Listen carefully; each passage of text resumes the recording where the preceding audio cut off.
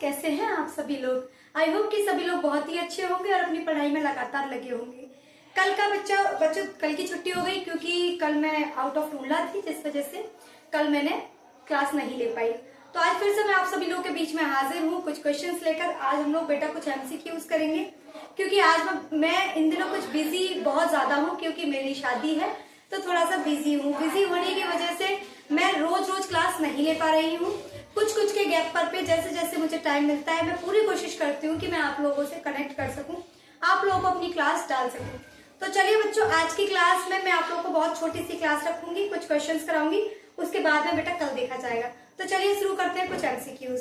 तो सबसे पहला एमसीक्यूज दे रखा है बेटा x + 3y = 6। बेटा x + 3y = 6 हमें जो दे रखा है, इसमें उसने पूछा है कि x और y की वैल्यू बताइए। तो x और y की वैल्यू कैसे पता करनी है आप लोगों को मैं बताती हूँ।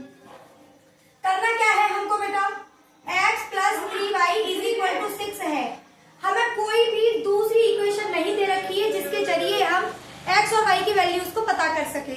तो हमें x और y की वैल्यूज को पता करने के लिए क्या करना होगा बेटा, इसी इक्वेशन को इतने अच्छे से सॉल्व करना है, इस क्वेश्चन को पूरी तरह से देखना है क्या कर सकते हैं। बेटा मैंने क्या किया, मैंने 6 की जगह 2 × 3 लिख दिया। 6 की जगह पर 2 × 3 लिख दिया।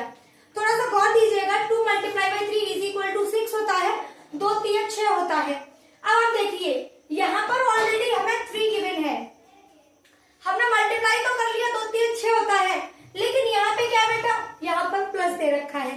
क्या दे रखा है यहाँ पर प्लस दे रखा है। तो बेटा हम ऐसा क्या करें कि हम जोड़ने पर हमारा कितना है बेटा, 6 जोड़ने पर 6 आ जाए। क्या आ जाए, 6 आ जाए। तो देखिए बेटा कैसे करेंगे हम क्या करेंगे, हाँ तो बेटा हम 6 को क्या कर सकते हैं, मैं काम कर सकती हूँ, मैंने 2 + 3 × 1 कर दिया, सॉरी 3 + 3 × 1 कर दिया। अब देखिए 1 का मल्टीप्लाई जब 3 में करेंगे तो 3 आएगा और 3 + 3 = 6 होता है। यानी कि जो x की वैल्यू है वो 3 है और y की वैल्यू क्या है बेटा, जो 3 के मल्टीपल में है। तो x और y की वैल्यू क्या आ गई बेटा, 3, 1, यही हमारा आंसर होगा। तो चलिए आगे बढ़ जाते हैं नेक्स्ट क्वेश्चन की तरफ। देखिए नेक्स्ट क्वेश्चन क्या है, आइए बेटा नेक्स्ट क्वेश्चन है 1 - 10² 30, 1 + 10² 30 किसके बराबर होगा। तो 1 + 10² 30 जो होगा बेटा 30, 10 30 की वैल्यू कितनी होती है, 1/√3। क्या होती है, 1/√3।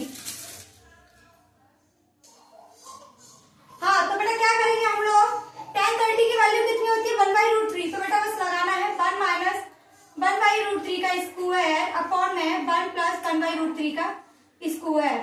तो बेटा 1 क्या करेंगे, 1/√3 का स्क्वायर 3 और 1 + 1/3। बेटा इसे सॉल्व कीजिए, 3 का मल्टीप्लाई करेंगे 1 में तो 2/3 और यहाँ पर करेंगे तो 4/3 आ जाएगा। 3 से 3 कैंसिल और 2 से 4 1/2। बेटा हमारा आंसर क्या आएगा, 1/2 हमारा आंसर आएगा। अब चलिए बेटा थर्ड क्वेश्चन देखिए क्या है। थर्ड क्वेश्चन में बोला गया है अपरिमेय संख्याएं हैं। अब हमें पूछा गया है कि अपरिमेय संख्या क्या होगी। बेटा देखिए 2 संख्याएं होती है, एक होती है परिमेय और एक होती है अपरिमेय। परिमेय संख्याएं वे होती हैं जो P/Q की फॉर्म में लिख जाती हैं और अपरिमेय संख्या वे होती हैं जो P/Q की फॉर्म में नहीं लिखी जाती हैं। अब देखिए बेटा 25 जो है 5 का स्क्वायर होता है तो 5 निकल के आएगा। क्या मैं 5 को 5/1 लिख सकती हूँ, यस, ये बेटा परिमेय संख्या होगी, अपरिमेय नहीं होगी।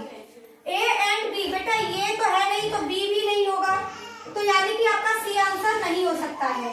तो बचा क्या बेटा, आपका आंसर बचा B। यही क्या होगा बेटा, आपका आंसर होगा। तो अपरिमेय संख्याएं क्या है बेटा, ये जिसको हम रूट की फॉर्म में लिख लेते हैं वही आपकी अपरिमेय संख्याएं होती हैं, यही आपकी अपरिमेय संख्या होगी। बट आज मैं सिर्फ 3 क्वेश्चंस ले रही हूँ, यही तक ऑफ रख रही हूँ, आगे की क्लास को हम लोग करेंगे। तो चलिए मिलते हैं आपसे कल। Thank you.